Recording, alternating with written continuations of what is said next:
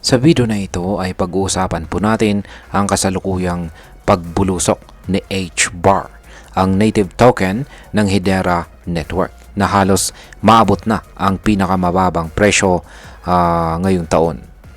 Malaking bahagi po ng pagbaba ng presyo ay may kinalaman po ito sa biglaang pagbagsak ng stablecoin liquidity sa buong Hedera ecosystem. Pero ano nga ba ang koneksyon ng stablecoins sa presyo ni H-Bar? At may pag-asa pa ba siyang makarecover or makabawi?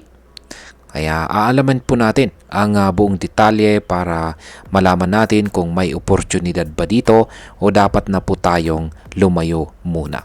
Pero bago po tayo magpatuloy ay pakibasa na lamang po muna ang disclaimer dito sa ibaba ng ating screen. Yan, ano nga bang nangyayari kay H-Bar ngayon? Sa nakaraang 7 araw, si H-Bar ay nakaranas po ng matinding pagbagsak sa kanyang presyo.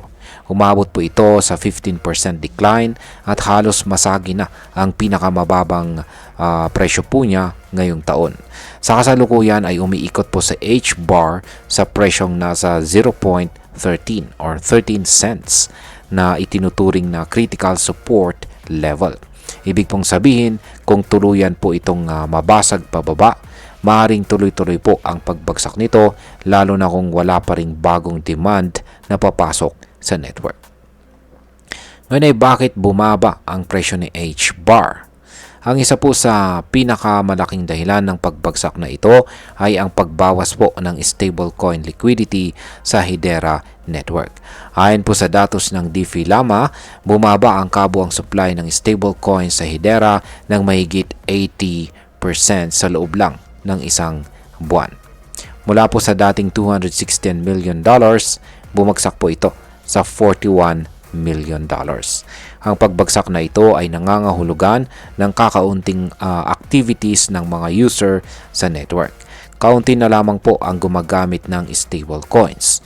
Ibig pong sabihin, kaunti na rin ang mga nagtatransact, nag-i-invest, or nag-create ng liquidity sa ecosystem. At kapag wala pong masyadong galaw sa network, bumababa rin ang demand kay H-Bar na ginagamit bilang gas token or pambayad sa mga transaction. Ngayon ay ano po ba ang ibig sabihin ng stablecoin liquidity? Ang stablecoin liquidity ay ang halaga ng stablecoins katulad po ng USDC or USDT na kasalukuyang nasa loob ng isang blockchain network. Sa madaling salita, ito po ang pondo na umiikot sa ecosystem. Kapag mataas po ang stablecoin liquidity, ibig sabihin ay maraming investor ang nagtitiwala sa platform. Pero kapag ito ay bumagsak ng malaki, sinyalis ito ng paglayo ng mga trader, investor at mga DeFi users. Ang pagbaba po ng stablecoin liquidity sa Hedera ay hindi lang basta problema sa supply. Isa po itong malinaw na indikasyon na humihina ang tiwala ng mga users sa network sa ngayon. Ngayon ay ano naman po ang papel ng Ichimoku Cloud sa analysis ni H-Bar? Ayan, ayon po sa technical analysis gamit ang Ichimoku Cloud, si H-Bar ay nasa ilalim po ng tinatawag na resistance zone. Meron pong dalawang critical levels na nasa presyong 0.15 at saka 0.17. Ang ibig pong sabihin nito ay para makabalik itong si H-Bar sa kanyang uptrend, kailangan niya munang malampasan ang dalawang haliging ito. Ayan, or dalawang critical resistance na ito. At yan po ulit ay ang presyong 0.15 at saka 0.17. Pero sa kasalukuyan ang presyo po niya ay nananatiling mababa kung saan ay nagpapakita ng matinding bearish pressure. Sa technical na aspeto, kapag ang presyo po ay nasa ilalim ng Ichimoku Cloud, ito ay senyales ng matinding pagbebenta or sell-off. Kapag wala pong bumabalik na buyer or accumulator, patuloy ang bagsak ng presyo. Ngayon is, ang sunod nating katanungan dito ay may pag-asa pa bang bumalik itong si H-Bar? At ang kasagutan po sa katanungan na yan ay oo naman. Pero marami pong kailangang mangyari. Ang unang sinyalis ng pagbangon ng H-Bar ay ang muling pagtaas ng stablecoin activity sa Hedera network. Kung may babalik po na users at liquidity providers, maaari pong magsimulang gumalaw pataas ang demand.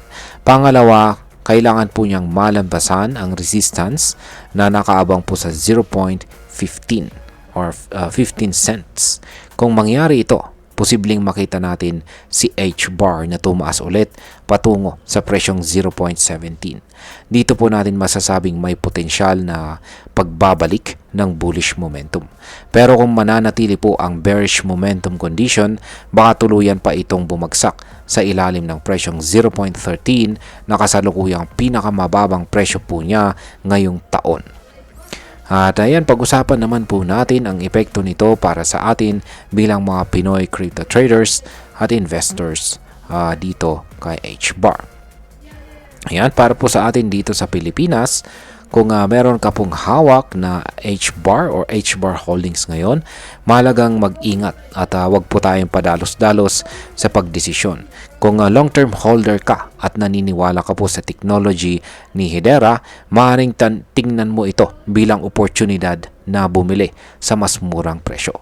Pero kung ikaw po ay short-term trader, mas mainam na maghintay muna ng kumpirmadong trend reversal or confirmed trend reversal bago po pumasok muli. Ang crypto market ay volatile at hindi dapat binabase sa tsamba or hype lamang ang ating pag-trade. Isa rin itong paalala sa atin na bantayan hindi lang ang presyo ng token kundi ang aktwal na aktibidad ng network gaya po ng stablecoin usage, user activity at saka liquidity health. Yan, bilang panghuli ay ang masasabi ko naman tungkol dito ay sa totoo lang nakakabahala po ang pagbagsak ni H-bar. Pero hindi ito nangangahulugang tapos na ang kanyang laban. Lahat ng crypto projects ay dumaraan sa ganitong pagsubok. Ang mahalaga ay kung paano po nila ito malalampasan. Kung ang Hedera team ay makakahanap po ng paraan para ibalik ang liquidity sa network at hikayatin muli ang mga user na gumamit ng kanilang platform, tiyak na may pag-asa itong si H-bar. Pero kung hindi po ito maa-address agad, posibleng patuloy pa rin po itong bumagsak at mahirapan ng bumangon. Kaya sa ngayon ay mag-ingat muna tayo mga ka-crypto. Aralin po natin ang market, bantayan natin ang mga signal at huwag po tayong basta-basta sumabay sa takbo ng iba. At ayan, hanggang dito na lamang po tayo sa video na ito mga ka-crypto. Marami pong salamat sa panonood. Ingat po tayo lagi at God bless po sa ating lahat.